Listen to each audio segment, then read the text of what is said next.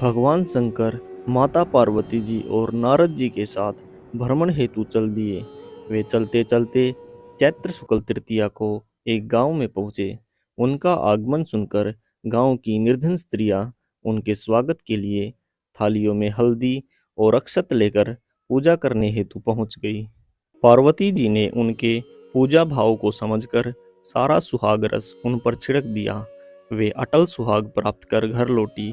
धनी वर्ग की स्त्रियां थोड़ी देर बाद अनेक प्रकार के पकवान सोनी चांदी की थालों में सजाकर पहुंची। उन स्त्रियों को देखकर भगवान शंकर ने माता पार्वती से कहा, तुमने सारा सुहाग रस तो निर्धन वर्ग की स्त्रियों को दे दिया, अब इन्हें क्या दोगी?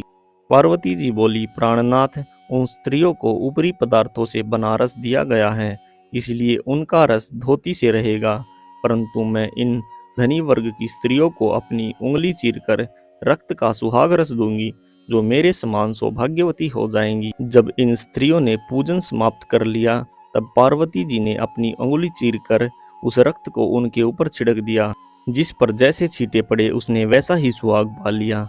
इसके बाद पार्वती जी अपने पति भगवान शंकर से आज्ञा लेकर नदी में स्नान करने चली गई। स्नान करने के पश्चात बालू की शिवजी मूर्ति बनाकर पूजन किया, भोग लगाया तथा प्रदक्षिणा करके 2 कणों का प्रसाद खाकर मस्तक पर टीका लगाया। उसी समय उस पार्थिव लिंग से शिवजी प्रकट हुए और पार्वती को वरदान दिया, आज के दिन जो स्त्री मेरा पूजन और तुम्हारा व्रत करेगी, उसका पति चिरंजीवी रहेगा तथा मोक्ष को प्राप्त होगा। भगवान शिव यह वरदान देकर अंतर्ध्यान हो गए। इतना सब करते करते पार्वती जी को काफी समय लग गया। पार्वती जी नदी के तट से चलकर उस स्थान पर आई जहां पर भगवान शंकर व नारद जी को छोड़कर गई थी। शिव जी ने विलंब से आने का कारण पूछा, तो इस पर पार्वती जी बोली, मेरे भाई भावज नदी किनारे मिल गए थे।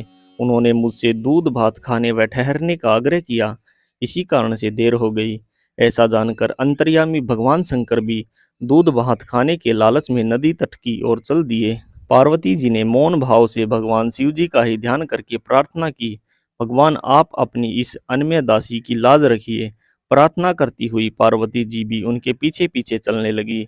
उन्हें दूर नदी तट पर माया का महल दिखाई दिया। वहां महल के अंदर शिवजी के साले तथा सहलज ने शिव पार्वती का स्वागत किया।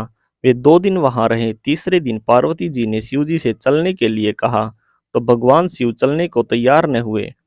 तब पार्वती जी रूठ कर अकेली ही चल दी। ऐसी परिस्थिति में भगवान शिव को भी पार्वती के साथ चलना पड़ा। नारद जी भी साथ चल दिए। चलते चलते भगवान शंकर बोले, मैं तुम्हारे मायके में अपनी माला भूल आया। माला लाने के लिए पार्वती जी तैयार हुई तो भगवान ने पार्वती जी को न भेजकर नारद जी को भेजा। वहां पहुंचने पर नारद जी को कोई महल नजर न आया। वहां दूर दूर तक जंगल ही जंगल था। सहजा बिजली कौंधी। नारद जी को शिवजी की माला एक पेड़ पर टंगी दिखाई दी।